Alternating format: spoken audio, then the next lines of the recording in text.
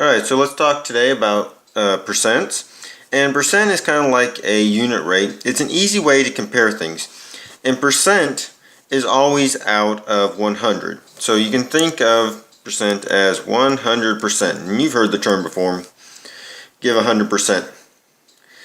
So if we want to find a percent, let's start with a fraction of 1/4.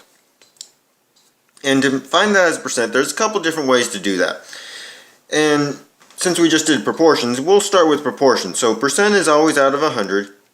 So we can set up a proportion and cross multiply. 1 times 100 is 100. And then do 100 divided by 4 to give us 2, subtract 5. So 1/4 is 25%. And when you write percents, make sure you always write your percent there, or people might think it's just 25, and 25 and 25% are not the same thing. So let's explore a couple other benchmark fractions to percents. Alright, so we did 1/4 was 25%, so let's do 1/5. 1/5 equals what over 100?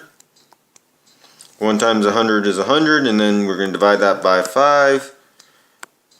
And it'll go in there 2 times, so 20. So 1/5 equals 20%.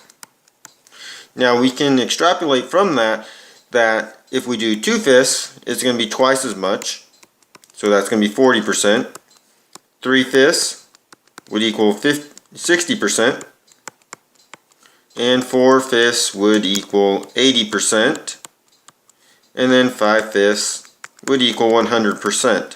Anytime you have your numerator and denominator the same, it's going to be 100%. And you can actually keep going with this. So you can have numbers greater than 100%. So if we kept going and we did 6/5, you'd do another 20%, so that would be 120%. So it is possible to have percents over 100. We'll do a couple more benchmarks. Alright, so a couple other benchmark fractions you probably should know. 1/3 is going to equal 33 3/10 repeating percent.